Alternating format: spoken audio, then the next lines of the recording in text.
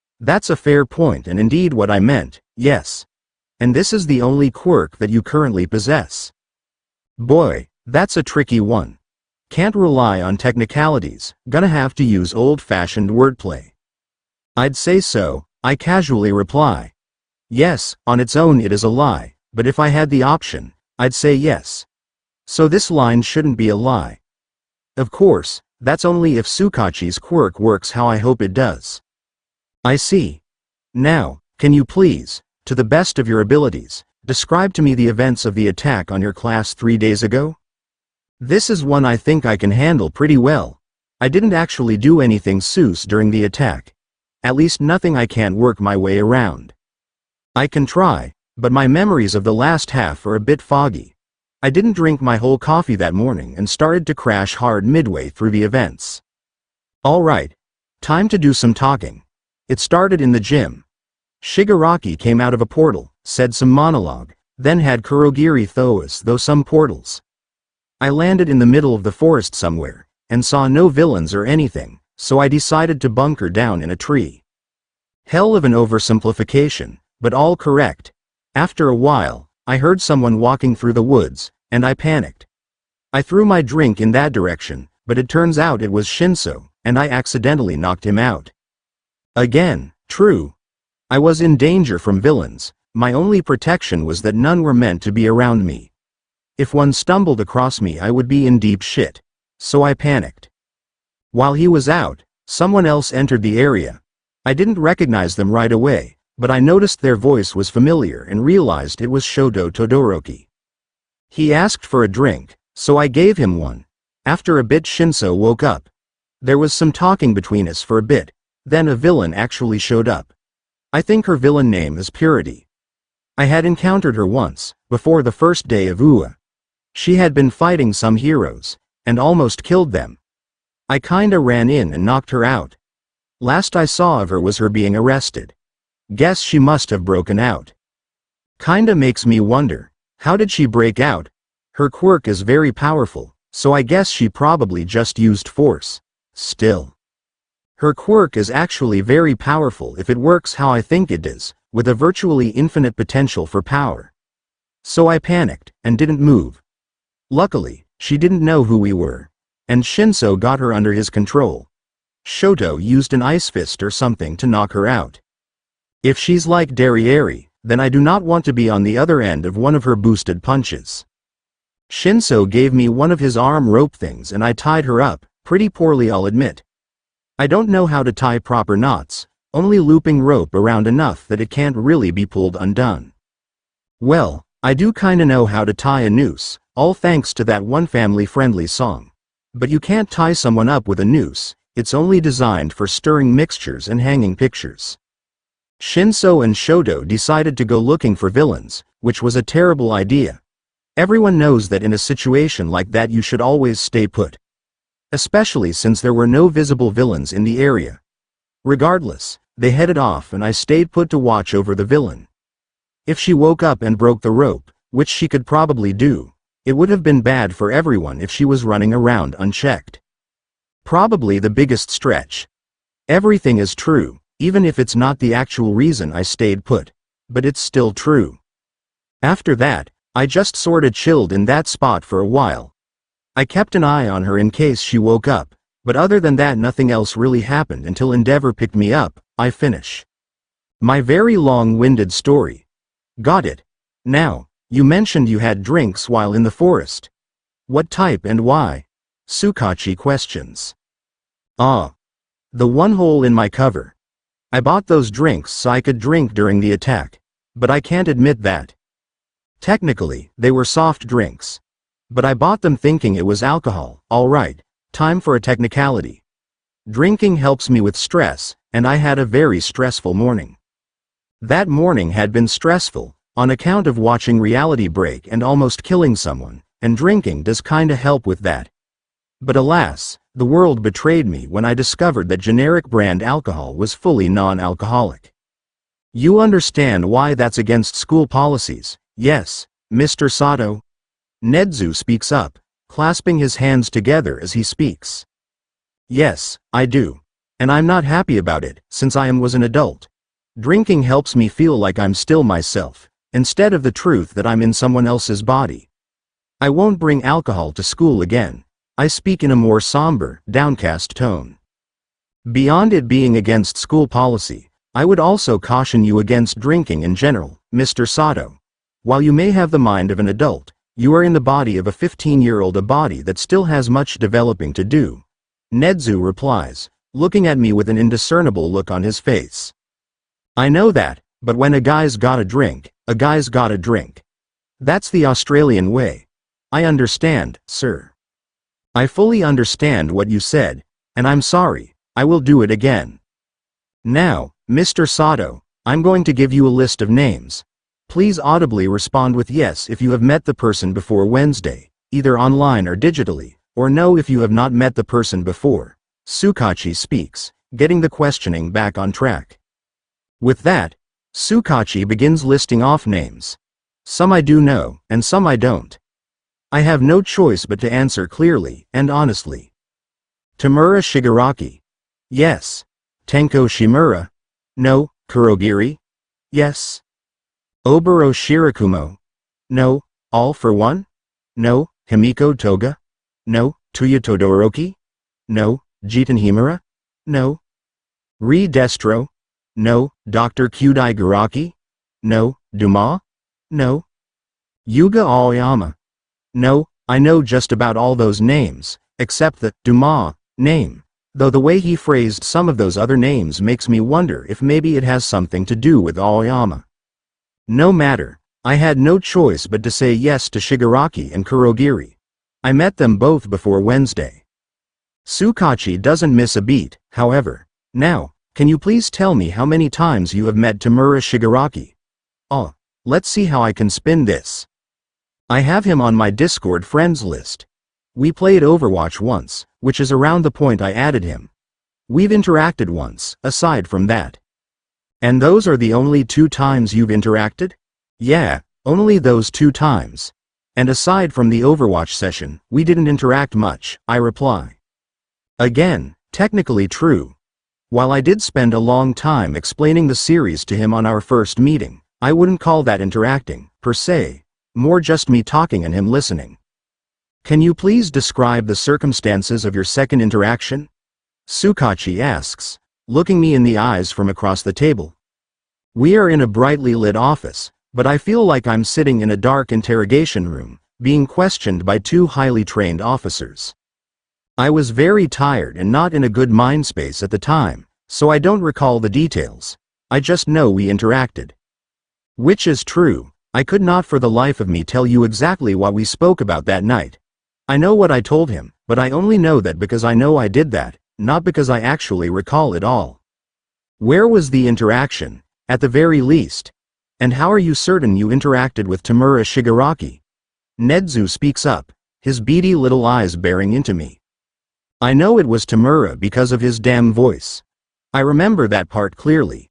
It was terrifying to hear, even if he wasn't actively trying to kill me at that moment. I speak, knowing damn well I'm bordering on a lie. As for the location, I more or less was just wandering around Camino, and clearly found myself somewhere I shouldn't have been. And when have you met Kurogiri? Sukachi questions, accepting my answer. Alright, here we go. I'm pretty sure he was present the first time, but it was pretty dark so it might not have been him. And I heard his voice when Shigaraki and I played Overwatch, I answer truthfully. And those are the only 2 times you've met Kurogiri? Ah. I met with Kurogiri the afternoon after the attack, but I can't admit that. Before meeting him at the attack, yeah, I answer. Please accept that, and besides the attack, you haven't seen him since? Time to expertly dodge that question. I think I saw him this morning on my way here, but it might have just been a shadow in an alley, I reply. Please drop it there, and that's the only time? Sake. What else can I say? I mean, I saw him in my dreams, if that counts? Is it the strongest answer? Not even close. But I just need them to drop this. I'm out of half-truths and can't exactly answer directly. I see, Sukachi says, thankfully moving on from that line of questioning. Just a few more questions, now. First,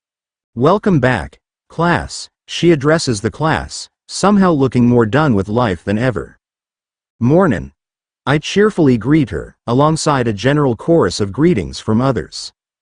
You sound more dead inside than last time, Ms. Aizawa, Kaminari greets the tired woman. Before we get started, there is one announcement I need to go over. I am no longer sharing my body or memories with a second person. Oh no. Which means that things are going to get back to normal in here, Aizawa finishes, flashing that trademarked Aizawa grin at the class. Is it too late to call in sick today? I question, scared for my life now. And just like that, any chance that this would be like university has ceased to exist, Bakugo groans out. I would rather be isekai'd again into murder drones, Tokiyami mutters to themselves, and while I may not know what the series is, I can make a guess based on the title that they have it better than we now do. Well, shit. Wait, Kaminari says, before raising his hands in triumph, competence is back. Kaminari then pauses for a moment, before gaining a horrified look on his face as Aizawa turns his. You know what, Aizawa's getting the Martasiel treatment. Head to focus on the electricity user. No, Kaminari. I haven't forgotten the sand, it says to Kaminari, who pouts in response.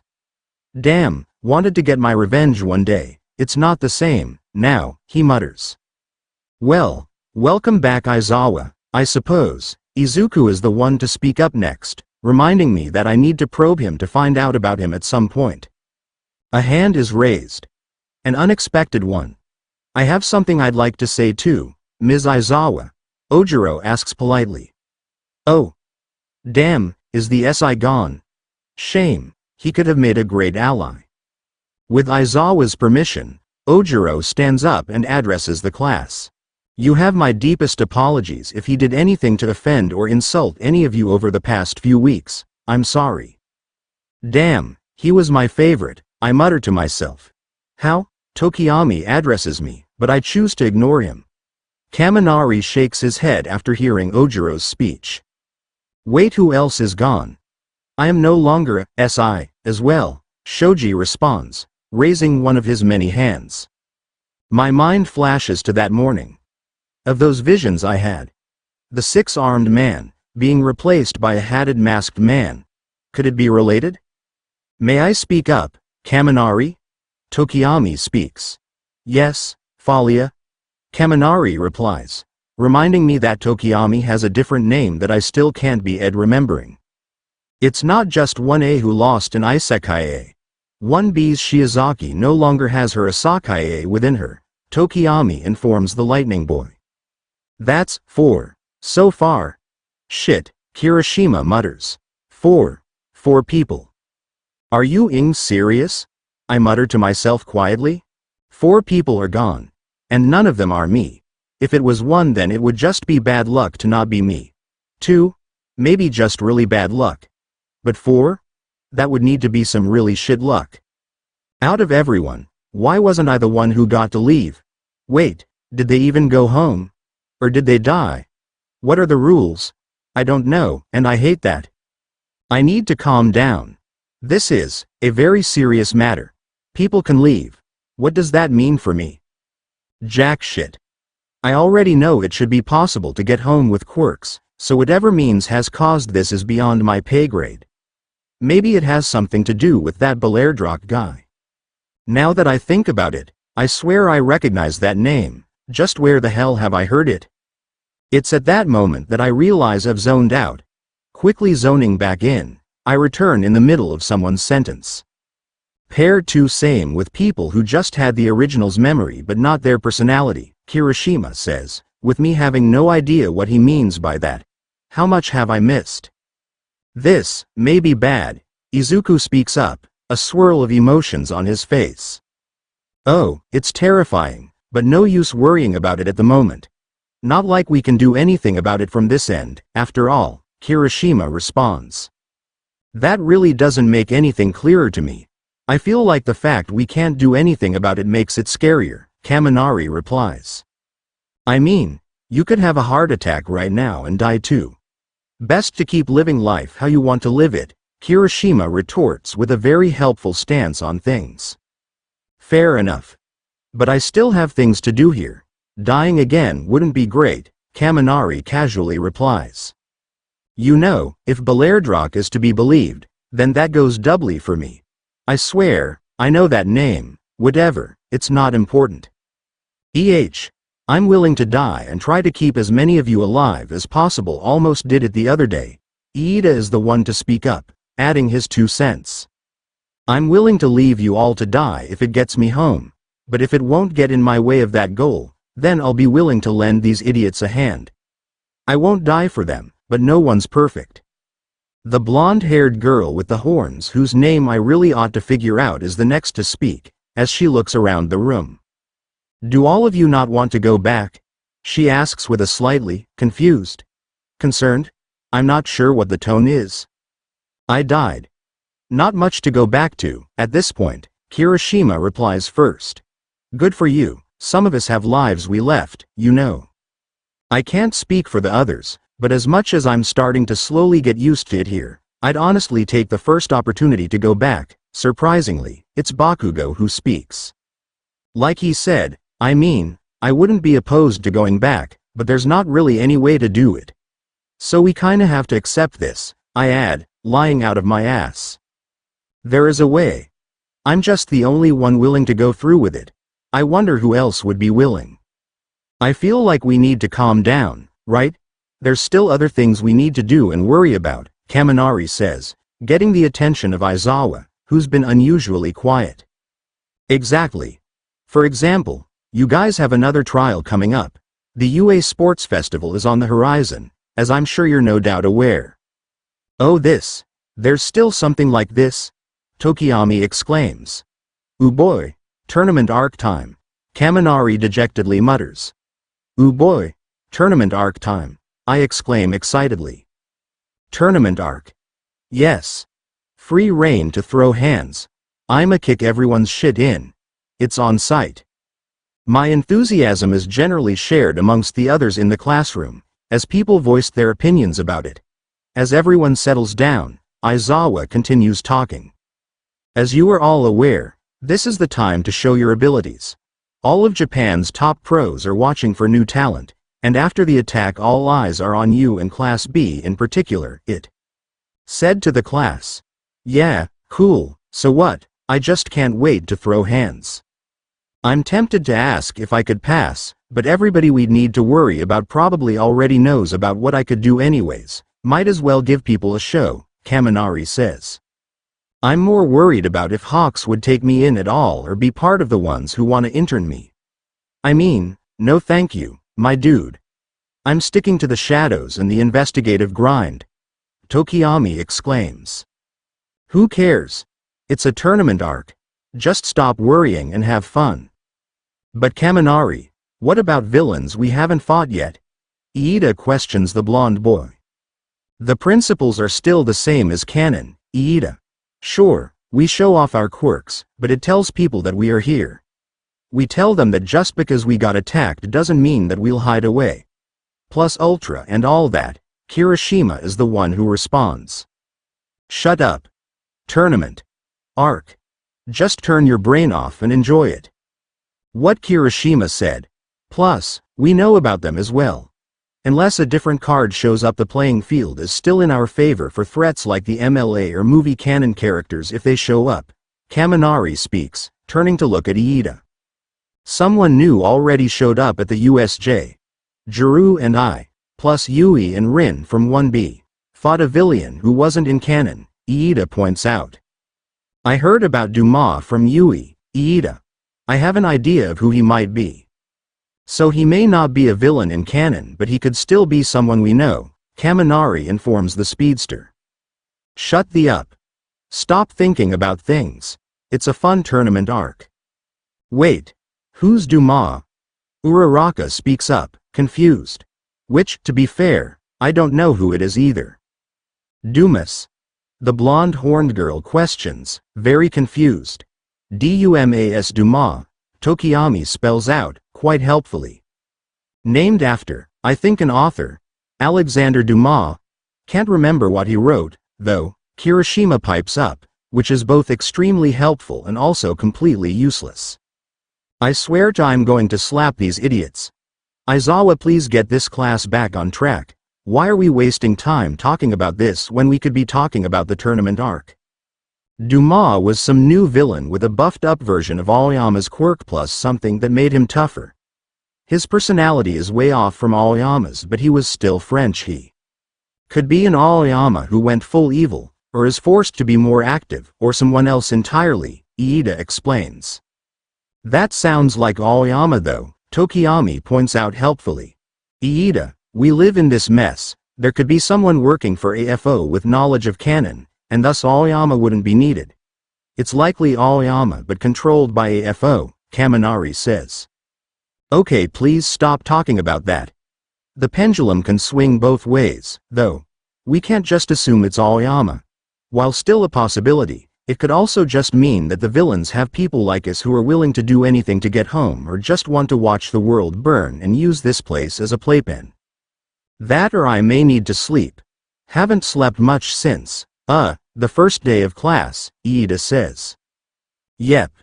You need sleep. That's all it is. Nothing to see here, now shut up. Could be, yeah. But I don't see why AFO would give naval laser to someone else when he can just force Aoyama to be a villain instead, Kaminari deduces. Alright, I've had it up to here with these dumb s. For sake, guys, it's a tournament arc. Please stop worrying and just have some fun, I snap out, mildly annoyed. Nah, Tokiyami retorts. You mean, nah? I instinctively snap back. Yeah, maybe we should chill slightly. All this stress seems bad for our health. Izuku agrees with my assessment. But what if villains attack the festival? Mineta asks, a hint of fear in his voice. Why would they attack in such an obvious place? With all those heroes right there, Izuku points out. They didn't attack in canon, either. It would be a pretty bad idea, Uraraka chimes in. Ah, yes. The perfect argument. It didn't happen in canon. Unbreakable. They didn't attack Jim Gamma, and we all know how that turned out. Surprisingly, it's Zero who speaks up. One word, or many. Informant. Traitor. Aoyama's canon role. There is indeed, Tokiyami sighs. An imposter among us. Or a traitor. That works better, Tokiyami says. Oh hey, a chance to be a jackass. Let's take it. I pause as I slowly count on my fingers, just to make sure my math is right, 5 words. Did you ignore the, or many, Suzumariosep? Tokiyami snaps back. Huh, that didn't sound like English, but it didn't translate. Is it just some random phrase I don't know? Regardless. Yes, I respond with absolutely zero hesitation, receiving a goofy frowny face in response. Regardless, the festival is going to be taking place 2 weeks from Wednesday. Aizawa interrupts the class, taking us back on topic. We have time, at least, Kaminari mutters. Zam, though. Zam, Tokiyami says. I am going to beat you to death, and don't worry, we'll be running you ragged during that time. We've lost 2 days of school, after all. Aizawa lets out its trademarked grin. We need to make up that time somehow. Welp. Me, I guess. At least this means we should be getting some good training in, Kaminari says, trying to look on the bright side. Well, I guess he is right. This will be a good way to train, though I kinda want to save body bulk for the sports festival as a surprise. We do need to get stronger somehow, Izuku brings up. Especially you, Midoriya. You need to really bulk up to use OFA to its fullest extent, I bring up, hoping to see how he responds. I'm trying. I'll keep training to increase the damned percentage, Izuku grumbles. Alright, he grumbled. That means he's annoyed either by the prompting or the speed he's improving at. Either way, that's probably something All for One would be wanting to know. Is this a good time? Kirishima raises his hand to speak. Go ahead, Kirishima, Aizawa replies with a nod. Kiri gets up, and does a quick jog up to the front of the classroom, before turning around to look at everyone. So, speaking of training,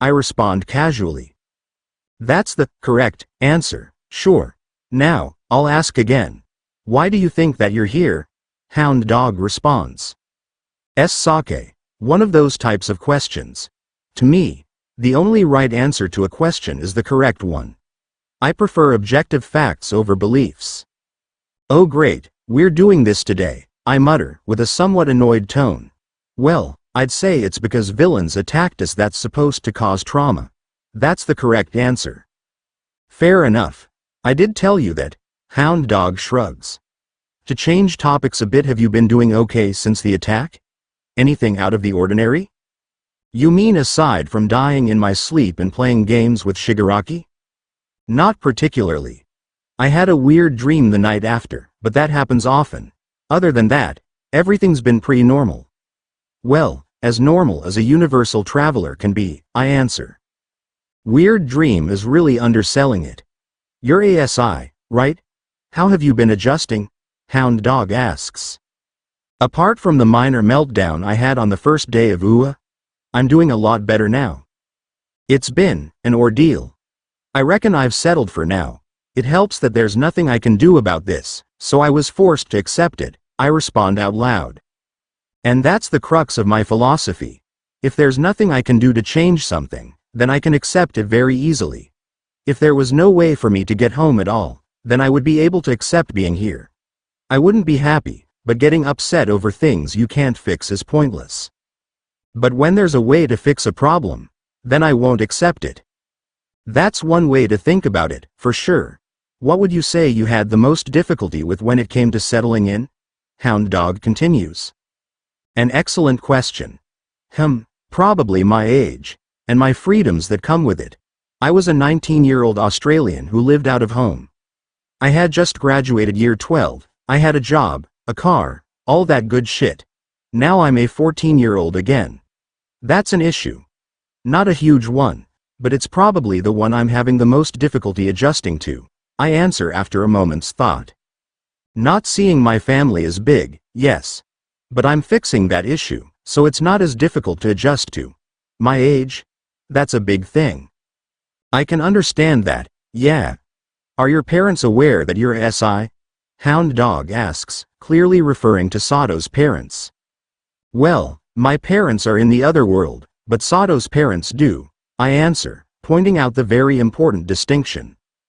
Look, nothing against them. William and Akane are great people, but they're not my parents. They're Sato's, and I will never be Sato. Gotcha. Have you been having trouble with them setting unusual boundaries that you didn't have previously? Hound Dog asks with a quick nod. Thankfully not. They understand that I can look after myself. Nah, they're pretty chill. So long as I'm not getting myself hurt, they don't really mind what I do, I say. That's good to hear. Have you made any friends yet amongst the other members of your class? Hound Dog questions. Not really. I'm not on bad terms with anyone, I don't think, but I'm not particularly close with anyone. But hey, as long as I'm not on bad terms, then that's good enough for me, I answer. Just the way I like it. It's been that way for ages. Both at work and at my old school. At most, there were people I'd sit and chat with at lunch, but I don't meet up with people outside of school and work. Too much effort. I like solitude. That's an admirable mentality to have, but remember not to isolate yourself because of it. Many of your classmates are going through the same thing as you. Remember that they can relate if you ever need support, Hound Dog responds. Appreciate the advice, but I do prefer it this way. I'm not really much of a people person, I point out. A lot of people say that, sure, but humans are social animals. Just keep it in mind, okay? Hound Dog says, pointing out a fact I'm familiar with. Alrighty then, if you insist, I say. It's better to acknowledge it than to fight it. And besides, it's not that I won't interact with my classmates, it's just that I don't usually go out of my way to talk. That's how it is. That's how I like it. Beyond how you've been dealing with it, what were your thoughts on the attack? One of the teachers riding with you mentioned that you and some of the other students were discussing the possibility of a traitor? Hound Dog brings up. Ah, a big question.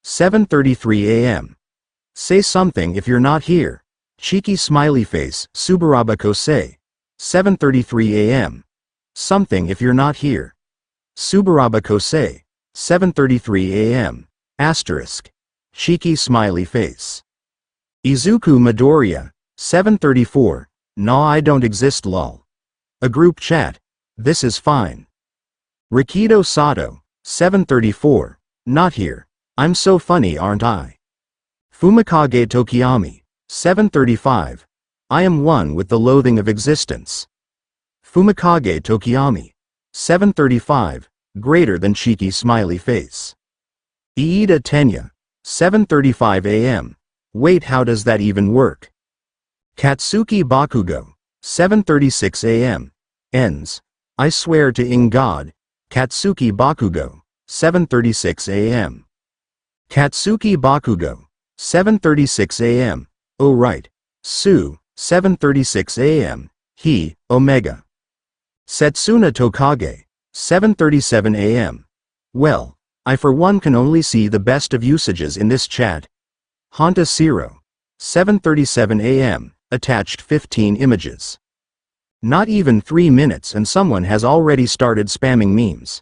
What a ing way to start the chat. Katsuki Bakugo. 7:37 a.m. Stupid memes and or bantering with everyone? Katsuki Bakugo. 7:37 a.m. Ing knew it. Su. 7:38 a.m. Big sis forgot phone in the car. Subaraba Kosei. 7:38 a.m. Question. Are we allowed to change our display names? Subaraba Kosei. 7:38 a.m. Also sick taste in memes. Itsuka Kendo. 7:38 a.m. Go for it, so long as it's not inappropriate. That is not what you should have said. Subaraba Kosei. 7:39 a.m. Sweet. Subaraba Kosei has changed their name to Do Me a Solid. Do Me a Solid. 7:39 a.m. Our souls shall be free, lads. For a moment I consider making it my real name, since it serves the purpose of being a joke name. But then I had a better idea. Rikido Sato has changed their name to Futbucker. I am so ing funny. Mina Ishido has changed their name to Hornbuddy number 1. Mina Ishido has changed Kirishima's name to Hornbuddy number 2. Setsuna Tokage has changed Itsuka Kendo's name to Give Me a Hand. Setsuna Tokage has changed their name to Triceraset. Fumikage Tokiyami has changed their name to Falia. Honta Zero. 7:39 a.m. Thanks, dude. Izuku Midoriya. 7:39 a.m. Memes. DNA of the soul. Futbucker. 7:39 a.m. Back on my bullshit. Hey, I wonder if I can alter the settings of the chat. I have no idea what any of these settings mean. You do not have permission to perform this action. Ah, I wanted to ban everyone. Oh well. Shitai Kuroiro. 7:41 a.m. Why do I have 40 messages at 7:39 a.m.? Shitai Kuroiro. 7:41 a.m. Never mind, forget I asked. Mood. My focus is ripped away from the phone when I hear what sounds like a loud crash coming from the garage. I pause my eating, turning to look in the direction of the door. That sounded bad, I murmur to myself as I put my spoon down, standing up with a sigh. I cautiously open the door, poking my head through and looking around. Everything all good in here? I heard a crash. I haven't actually gone into the garage before, mainly because I have no reason to. Looking around I can see many mechanical parts. Metal litters the many benches, with a wide variety of tools lining the walls. A welding bay is set up in the corner, and blueprints are tacked onto any open wall space. In the middle of the room, William stands, looking down at a bunch of metal lying on the ground. He sighs before turning to look at me. He's wearing a standard workshop outfit, a long shirt made from thick materials, and long work pants, made from the same materials. He wears a set of protective glasses over his eyes, with a big set of work goggles resting on his forehead. It's fine. A weld broke and caused me to drop the whole thing. Pass me the G-clamp, would ya? He speaks, gesturing to the wall of tools as he picks the fallen machine up.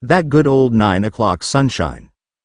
As we all step out, the crowd begins to roar louder somehow.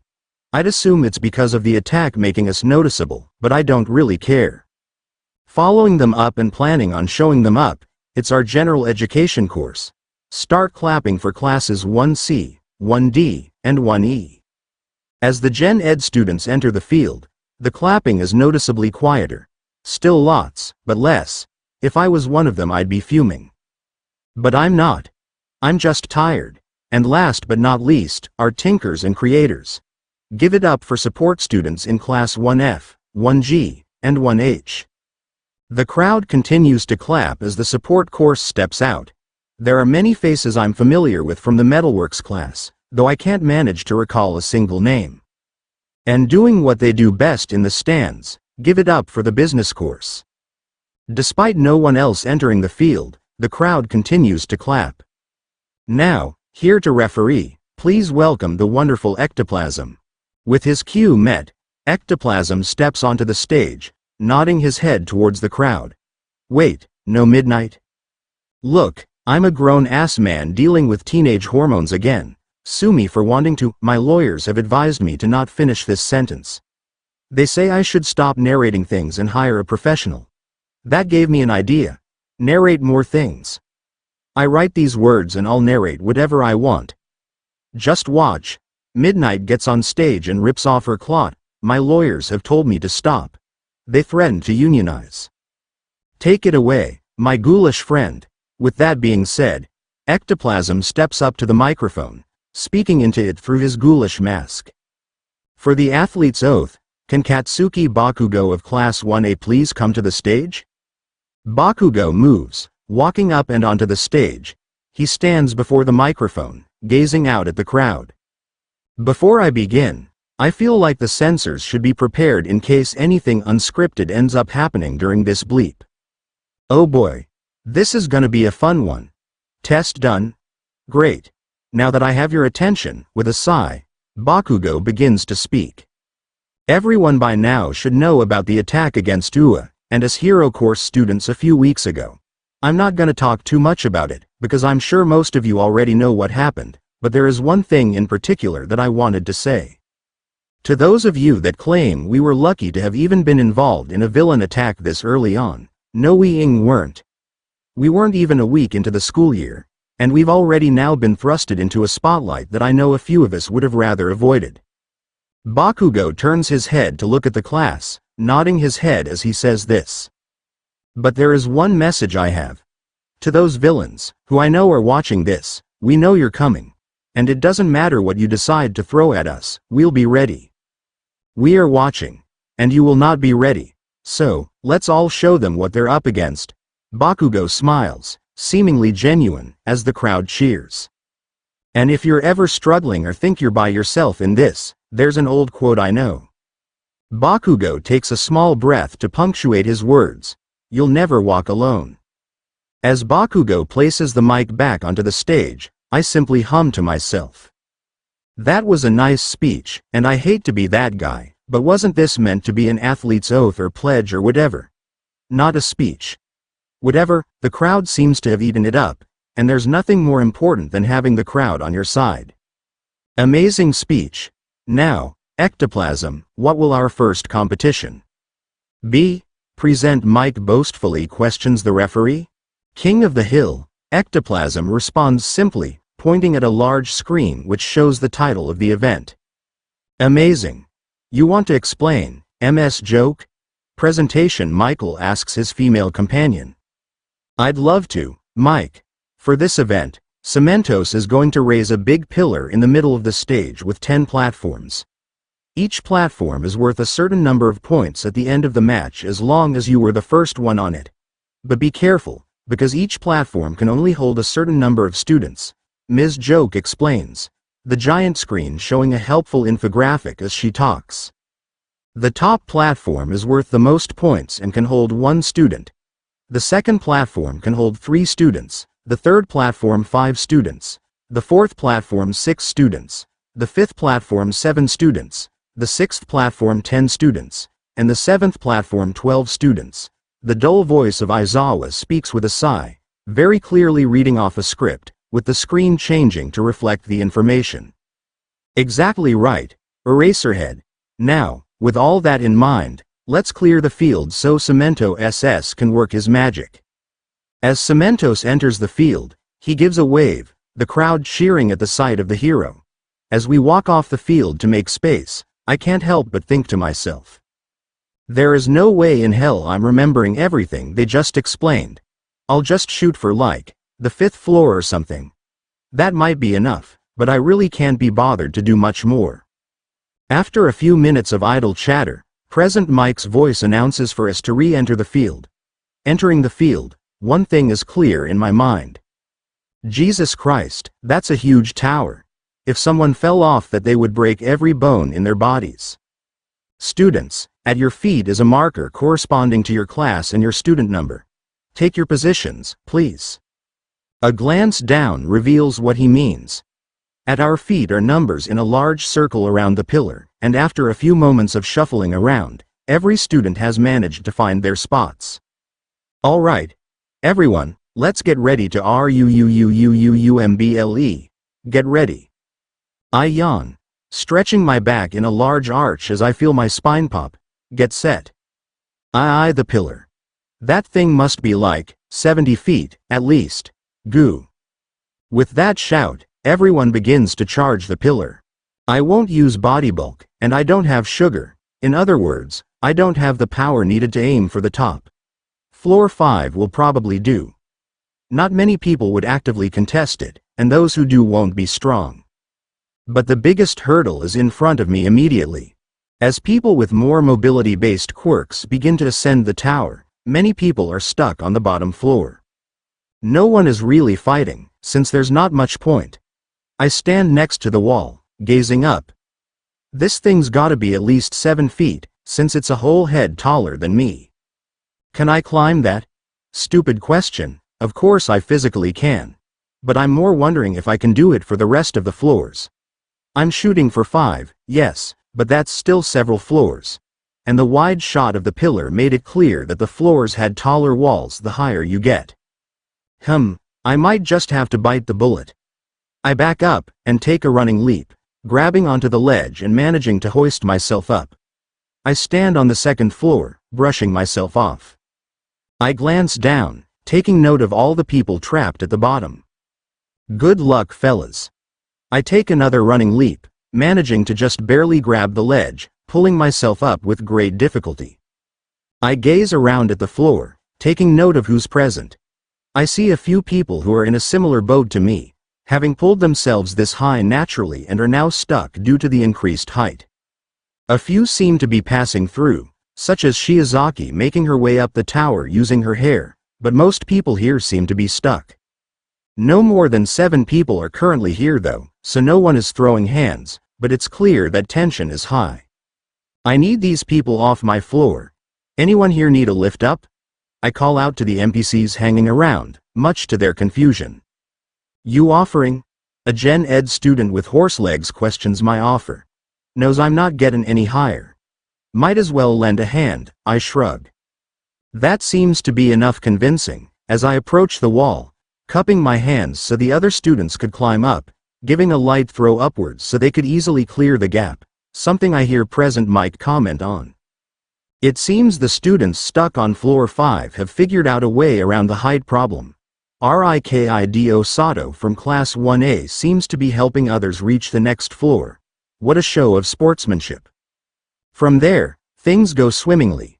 Very few people seem to be planning on hanging around floor 5, and I get a damn good workout helping people up. Especially since other students, who I just helped up, keep getting knocked down. And always without fail, they come running back to me for a boost. In a way, it sort of reminds me of my old job at McDonald's. Just repeating a task over and over, doing the same Sisyphean task until it's time to clock off and hope whoever clocks on next actually knows how to work a grill. As people begin to make their ways up to the 5th floor, a damn line even begins to form. Man, hell of a workout, I huff out as I hoist a girl from Gen Ed with baseball bats for arms. Tell me about it, a voice speaks up,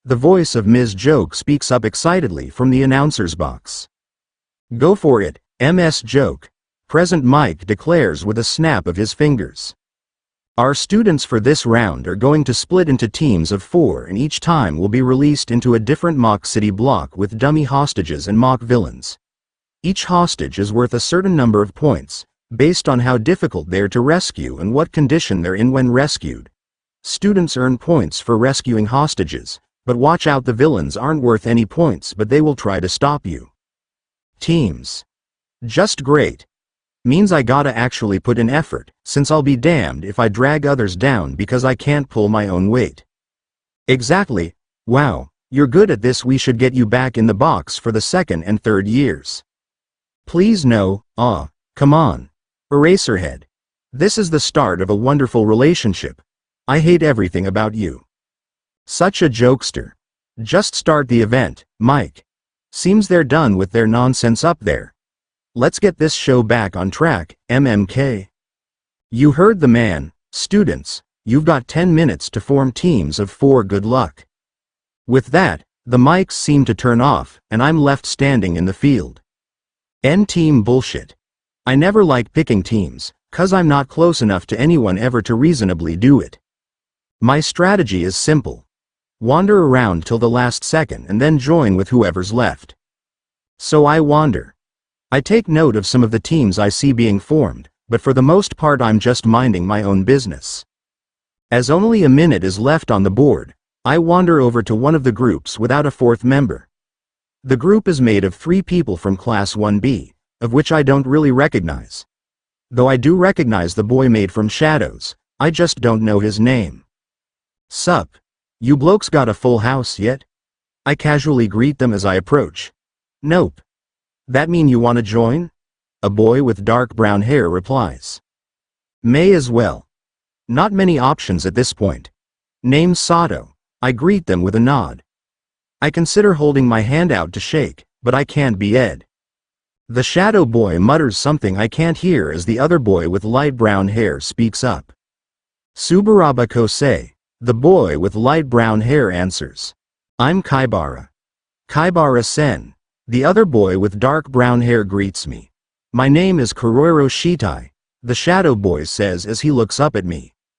Nice to meet y'all, I say, knowing damn well I won't remember a single one of those names in 5 minutes. With that, we hear the speakers crackle to life, present Mike's booming voice echoing around the stadium. And we're back, everyone, after a brief back and forth between Aizawa and Ms. Joke. Present Mike begins to announce the teams. We've got a sports festival to run.